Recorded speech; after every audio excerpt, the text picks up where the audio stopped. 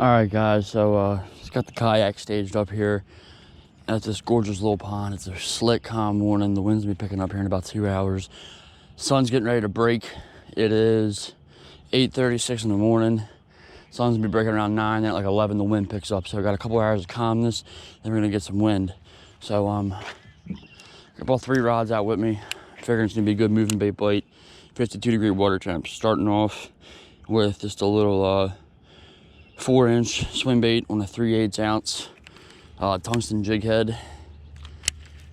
Just a little more subtle moving bait. And also got a 4 to 6 foot dive and KVD sexy shad pattern square bill. And then just your standard white and chartreuse chatterbait, 3/8 ounce Z-Man chatterbait. I'm beyond stoked. I haven't been to this place since like October of last year. It's early mid-March. Gonna give it a full send here, see if we can't pick up something good. I know there's big bass in here. These fish will be in full on pre-spawn mode. Submerged grass in about 2 months, but it's gonna be covered with lily pads and grass. It's a real shallow pond here. The deepest part's only like 7 or 8 feet. But I know what it holds. So, gonna get back on it once we get some fish. Been out here 5 minutes. First fish on the chatterbait. Oh man, that's a chunky fish. Wow, that's a chunky fish. Look how he ate that chatterbait. That's a football and a half, boy. Look at that fish. That's what I'm talking about. On the chitter chatter. So I just beat this bank up. Made a first cast out in about 4 foot of water. Beautiful fish. Beautiful fish. Put him back. See, bud. Smoke that chatterbait. Smoke the chitter chatter. That's what I'm talking about. Out here for 5 minutes, got first bite. What I did there was I waited about 3 seconds. Let that chatterbait get down a little bit deeper. And then made about 5 or 6 cranks with the rod. And it just went knock slack in the line. Honestly, that was one of the healthier fish I've caught out of here. And it's also the smallest bass I've caught out of here. Probably a male.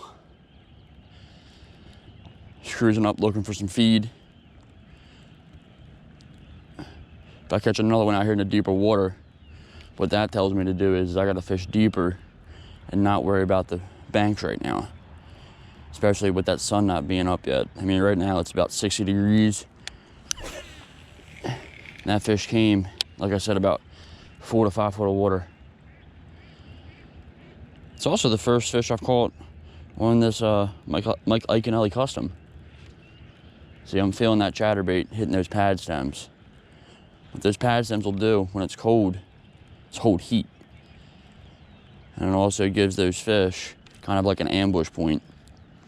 Gives them something to hang on to while they wait for some food to come by.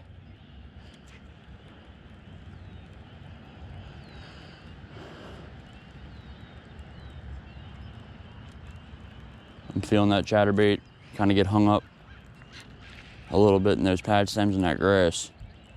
And all I'm doing is just popping it out of it, and that's exactly what I did there with that fish that I caught. I waited like 3 seconds, started cranking, and it got right down on top of either some grass or a pad stem, and I just popped it like that, and that's when that fish smoked it. What that does with that chatterbait is it flares the skirt. When it flares the skirt, that can trigger what's called a reaction strike.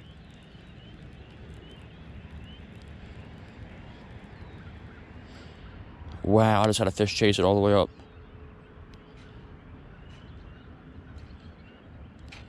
I saw the dark line. It's about a 2-pounder.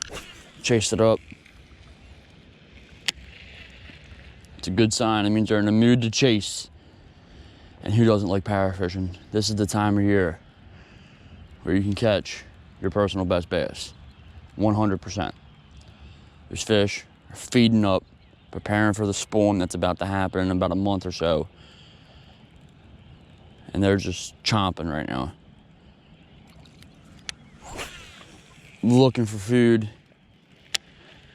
They've been in the winter stage.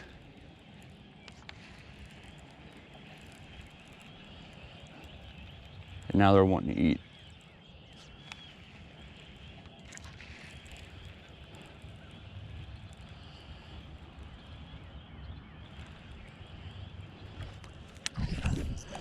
Second fish on a lipless. Just switched up from that crankbait because I kept getting hung up in the grass. Nice little £1.5 chunk. As you see, he wanted it. Both sets of trebles, had it sideways. That's how I like them, eating that lipless. Just ripping it through the grass. And then felt something I want in grass, because the grass don't have head shakes. It's good when they get at least 2 hooks in. This one had 3. Beautiful, healthy fish. This one came in about 6 feet of water. Nice little chunk. Red crush plate. Put him back. Hey, bud. All right, fish number 2. I'll take it. Wind just started blowing. It was calm for about the first half hour I was here. Now we got a little bit of wind. Depending on which way it wants to blow, it could not, or it could be a good thing. Thought I was had a hit there. Good thing about the wind is that it'll make the fish move. And with it being, 60 plus degrees, water temp's probably, or it was 52 right at the bank, so it might be like 50 out here on the main lake. So it'll make them want to eat. Bait will be moving, so the fish will be moving, chasing that bait. Now, this isn't for me the time of year where I want to fish super, super slow, unless I absolutely have to. I don't want to be throwing a drop shot or a Ned rig or Senko. If I'm fishing slow, it's with a jig. But being that this is a very grassy lake, the jig isn't the presentation I want in here. Turtle. Nice little turtle over there. It's a good sign if you see turtles. I mean, the water's warmed up. You don't see turtles in the wintertime, nowhere near as much.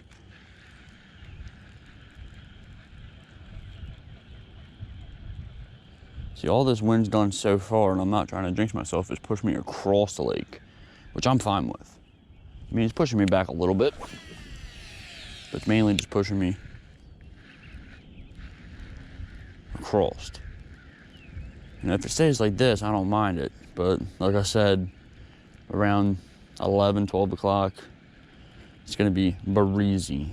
It's gonna be 20 plus mile an hour winds. Makes it a little tough in a kayak battling that wind because you can't stay in one spot. Stuff like that. And look, you see how I'm picking up a little bit of that grass? It's a good thing because those fish are gonna be down in that grass. And it's sparse. It's not enough to alter the bait that much. What you don't want to be fishing is dead grass. You want to be fishing that green grass. So like when I feel it hit that grass, I give it a little pop like that. That's exactly what I did when I caught that fish. Like there's really 3 ways to fish a lipless, in my opinion. You can do, just a standard retrieve. You can do like a yo-yo retrieve where you bounce it, let it get in the grass, and then rip it out. That's very effective. The standard retrieve can be effective. Here comes the wind. Look, I'm seeing those pad stems. So what I'm gonna do is make a cast in them pad stems, on the outer edge of it, and see if there's something hanging out on them. It's a very good chance. Because right there is where I launch, but you see how the kayak is kind of going across. I'm fine with that. This is the stuff I want to be fishing.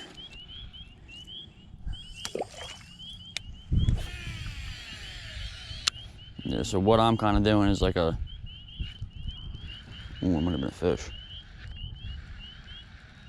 What I'm kind of doing is like a, is a standard retrieve, but I'm also giving it hops. You know, as I feel take that grass and pulling it out. I might pick up that chatterbait. So I know this lipless will get hung up in those pad stems. All right, so hour and a half in update. A lot of bites, mainly on the chatterbait.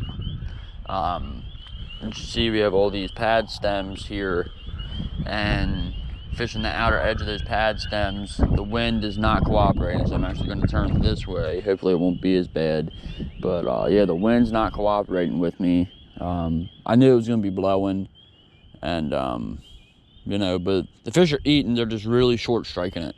I had a 3, maybe 3.5 hooked up. That's the only fish I've hooked up since catching those first 2 fish, and that fish came right along that pad stem line on the outer edge of it, and it was a nice fish, probably a female. It was super fat. It came up and shook, and just didn't get a good hook in her, I guess, or something, I don't know. But yeah, this wind's really kicking my butt right now. Poured over to the bank. I'm gonna retie up, so I'm leaving the chatterbait on, but what I'm gonna do is I'm gonna see if I can slow down a little bit, and I'm just gonna flip you know, like a worm, like a paddle tail worm around here, see if there's any fish that are just hugging it that don't want to chase. But I'm still gonna see if I can find fish on the chatterbait, and I'm gonna toss around that swim bait too, because I haven't fished that yet. So I'm gonna take the lipless off, leave the chatterbait on, but I'm gonna start with the swim bait and intermit that with the chatterbait, and then yeah, because it's tough right now with this wind, man. It's gusting like 20 miles an hour out here, and it's only gonna get worse. So I'm probably gonna say about another hour, maybe an hour and a half, depends on how the fish are acting. If I can get a couple more, that'd be great. Make this a little bit better video, but you know, I can't complain at all, man. It's beautiful out here. It's, like I said, it's 60+ degrees, nice little wind, which was just a little bit less. Like, I'm fine with 10 mile an hour, 20 is a little bit bad. You know, see if I can get, you know, 1 or 2 more fish. Like, it would be awesome to be able to, you know, catch 5 fish. So I've caught 2. I've had a 3rd one hooked up, and a lot of short strikes on that chatterbait. Just couldn't keep nothing pinned. So I'm gonna go back to that area, because I already fished, you know, half of this stretch of outer edge of pad stems and didn't get nothing. All the fish were over there, minus the one that the one that I had caught, the first fish I had caught. But that was when it was slick calm. So with this wind blowing like this, I definitely want to fish that area where the wind's blowing, and I'm hoping that sun peeks out, because that should charge these fish up, which is what I like. So I'll get back on here if I get a fish hooked up. If not, then I'll do a little outro, a little recap. But yeah, that's just kind of like a where I'm at right now update. GoPro turn off.